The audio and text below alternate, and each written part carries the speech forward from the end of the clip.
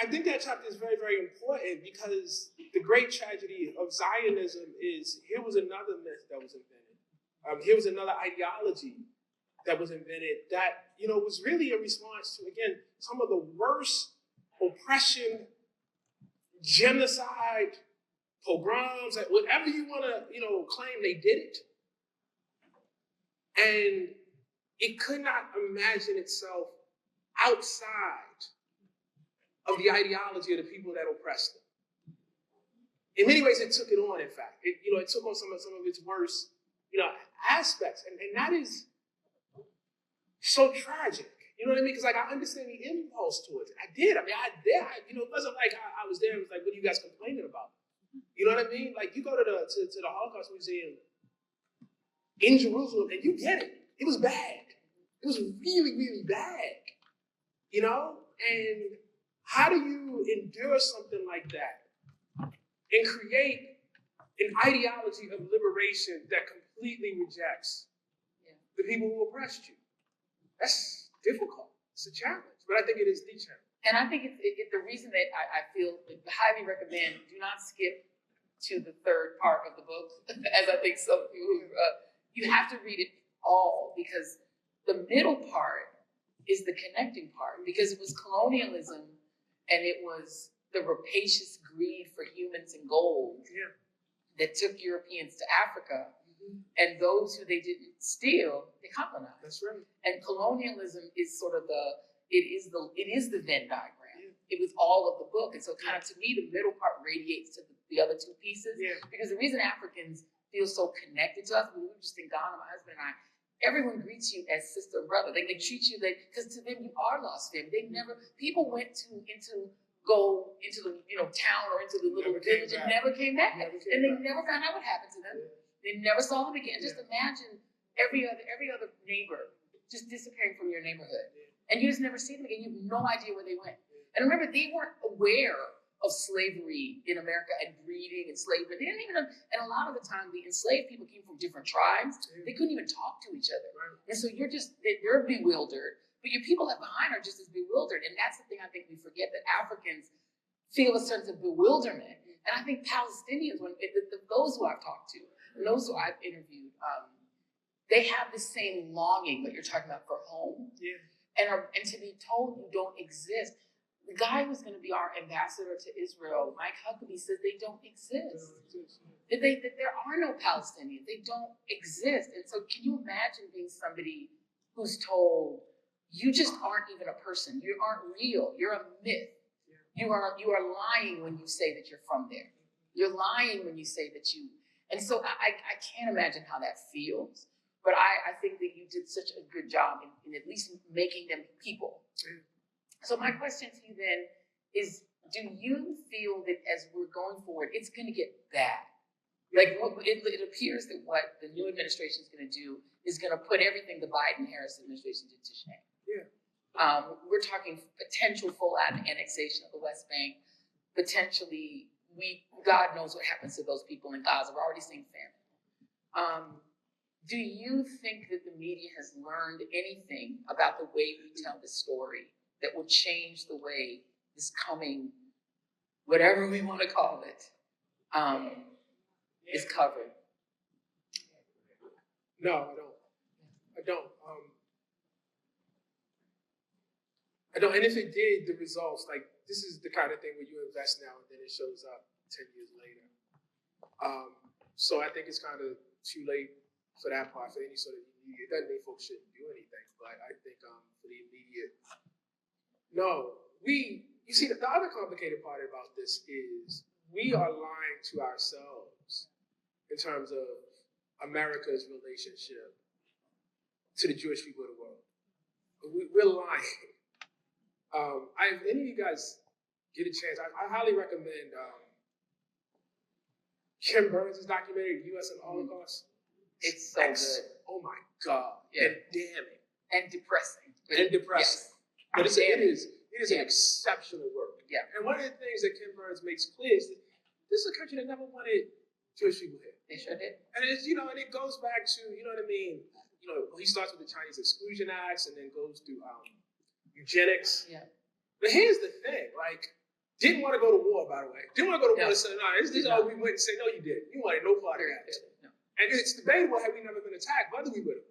Correct. You know, you can easily imagine a world where the United States does nothing about the Holocaust. Or if the people who attacked us weren't visibly foreign. There it is too. And then there's that. And then there's that. But here's the most damning part. After the war, the United States does not say, you know what, you guys have suffered genocide, worst possible fate, 70% of European Jewry wiped out. We are, the land of immigrants. We will provide a haven for you. No, we pass laws to keep these people out. We put them in displaced persons camps. We put, I think it's MacArthur, over top of them, who writes that, the Jew is not even human, is less than an animal. That's what we put over top of it. The survivors, this was United States action. I want to be very clear about this. We did that. So this notion that, we are somehow, this great friend, of Jewish folks. I mean, that's not what the record shows. What the record shows is there are many, many anti-Semites who are very comfortable with Jewish people being over there, inflicting themselves against other people, and not over here. And that's dark. That's really, really hard to sit with. I mean, I just, this is like Biden. He said this. He says, look, we all know, he's talking to a Jewish audience, you would not be safe anywhere if not for Israel. What? You're the president of the United States. Right. Are you saying you're not going to protect citizens of this country? Are you saying this state is not capable? And that comes off as some sort of people, I don't know, they hear it as support. It's not. Right, it's a complimentary thing. It's not at all. It's not at all. It actually sounds a lot like what Lincoln said, by the way. Yeah. That's what it has. I go, what are you talking about? These people are citizens. And so especially coming from a Christian, because right. There's a narrative to that as well. I mean, and so I just think part of this is we lie, we mask our support for Israel as a kind of, anti-Semitism, and it's not. It's not. It is a support of colonialism. It is a kind of way of offloading deep and ancient prejudices in the West, deep and ancient racisms that go back to the origin of the West itself, and not dealing with them. You got a situation in Germany where they are banning Jewish scholars because of what they said about Gaza. What? What is this? And so I just think, man, hopefully, some of us, not just in media, but, who call themselves, part of, some sort of progressive movement in this country will recover our ideals. You know what I mean? And move away, from the, the kind of myth we've been talking about. And I guess the question then becomes, what will it take? Because there is no motive, there is no incentive structure built in our industry to do that, right? I mean, if there is, I don't know what it is. Shame. Yeah. I think shame actually does work in media. I will tell you why. It has to be shame from certain people. And that's what I've been trying to do. You invite me on and you think I'm nice. I am nice, Ta-Nehisi. I'm a very nice guy. And I'm polite, and I smile, and I talk. But I look forward to telling you, not you, Joy, but you on your ears, that you should be ashamed of yourself. And I think more of us who are invited in should make it hot for these people. You know what I mean? It should be very important. And do you believe, and I feel like this does sort of bring it all together, there's a unique power to the African American voice. Yes. Which is, and I think that is, yes, I do. So first of all, Black people, for all of our oppression, for the fact that we live, at the bottom of every socioeconomic indicator in this country, despite the fact we are the most incarcerated, we are the victims of most of the violence, the segregation, et cetera, run down the line. we have, because of our struggle, deep, deep moral valence with people. And it is a kind of power. It's not absolute power. It's not cash. It's not being a billionaire, but it is power. It is a kind of power. It is the reason why, again, why is APAC, for instance, reaching out to HBCUs to take people on trips to Israel? Why are they doing that? You know, if we are so powerless, like, why would they, what do you need us for? You know, why did it come down so hard on certain Black people, you know, when they did not give the response that folks wanted to hear after October 7th? Why?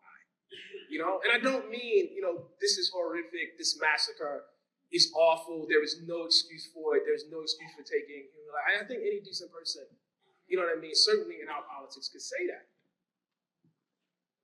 But why do you need more than that? And part of why you need more than that, and I will say, you know, supporters of Israel are not unique in this. People try to do this, you know, all the time in American politics. It's because the moral valence of the Black struggle is very high. What I mean is, if it looks like Black folks and Black movements are on your side, then it looks like justice. You know? It's one of the reasons that you're seeing this sort of furious, almost desperate attempts to say that the Trump victory was really not about white voters. It was about Black and brown voters. That's exactly trying to recruit Black and brown people in as the real reason. The real reason this happened, and not a. It's the cleansing. It cleanses it. You know? And they're still saying that too, even though like the numbers don't. Oh, I read one today. They still say it. And every time someone says it, and feel free to steal this, none of this is copywritten. If you take an electorate that was 67% white in 2020 and make it 71% white, and you take white women's votes that are about 30% of the whole population, or 37%, and non-college white voters outvote college voters by the numbers that they did, any Republican is going to win. You're going to lose that. And you know, there's just no other explanation that actually has mathematical valence. Because the math is the math. No other group voted a majority for Donald Trump except white voters and Latino men whose votes were canceled out directly by Latinas. They have 6% and 6%. So if 6% goes this way and 6% goes that way, they didn't sway the election. So you can't make the math work, but there is sort of realism. I mean, there were think pieces out today still saying, no, this was not about white voters. The answer is depressing and obvious. It's white people. It's like, they're the most numbers. I mean, they got the most numbers. It's not even like, you know, hey, white people, something, you know what I mean, like, you know, wrong with you in your, it just is what it is. It is what it is. This is what it is. I mean, this is how it was. I mean, you got mad. I wrote this in 2016. I was like, listen, this is the only group of people where you go to any different demographic, women, men, working class, poor, rich. This was true then. I don't know how they run the numbers today. But there was no uneducated, educated, Ivy League, whatever. If it was white people, it got a majority. It got a majority. You know what I mean? Like, and that is just what it is. And that is not, again, I be absolutely clear about this. That's not, you know, necessarily to shame white people. That is to say, it's just factual. Yes, and there is a very real material interest in being white. There is. There just is one. Yeah. You know, but that is, again, that's one of those things. It's very hard to accept that. It's really, really hard. It makes people feel not great. You know, which is like, hey, we don't feel great either. I'm going to check my time. I see people sort of circling around. How many minutes do I have? 1 minute. Okay, I get one more question. This is good. I have to get one more question. I actually genuinely don't usually like asking this question, but I'm going to ask it anyway. Okay. It's usually my least favorite question, but I'm going to still ask it anyway. Why'd you write this book? That's easy. It was because of my students at Howard. I teach writing at Howard, and I've taught writing since 2012 at a lot of places. I taught at MIT, I taught at NYU, I taught at CUNY. When I was much, much younger, I taught in Loyal Correctional Facility in DC. I taught in a lot of places, and certainly in terms of the higher education level. I walked into class with these kids, and on the first day I told them that I loved them, which I have never done. Why would I say that to them? You know, and a lot of that book is about why I would say that to them, because the tradition of Black writing is a very specific thing in this country. And it is deeply tied to traditions of democracy, traditions of justice, and traditions of human rights. And first and foremost, I wanted that generation of Black writers coming up after me to have some sense of their great power in the world. And then after that, but also important, I wanted young writers, period, to have some sense of their great power in the world. We are living in a time where people run around and tell people just STEM or teach girls to code. Girls should learn to code. I'm not against that. But they should learn poetry too. Mm-hmm. There's nothing wrong with that. It's actually good. It's actually good. Boys should read more poetry. Yeah. That's actually the problem. Yes. And so I wanted to tell them, listen, if you can communicate with people clearly, directly, and hauntingly, you can do a lot in this world. That's right. You can do a lot in this world. So it's the most important skill in the world. So I've never said this to you. I used to have on my Baldwin shirt. Y'all see, I wore this for Baldwin and Company books because I do love Baldwin and Company. But I don't compare other people to other people because I think it is actually wrong to say so and so is so and so at their time. And as a writer myself, it is challenging to try to make comparisons. But if there was an equivalent to James Baldwin in our time, it would be you. One Love, my brother. Excellent book. Y'all need to read this book. It's called The Message. It's brilliant. And read it all, y'all. Don't skip to the third part. Read all of it. Much love. Thank you, Xavier University. Thank you, President. Thank you for all of us today. Love y'all. Thank you all, please. One more time. Joy Reid and Ta-Nehisi Coates.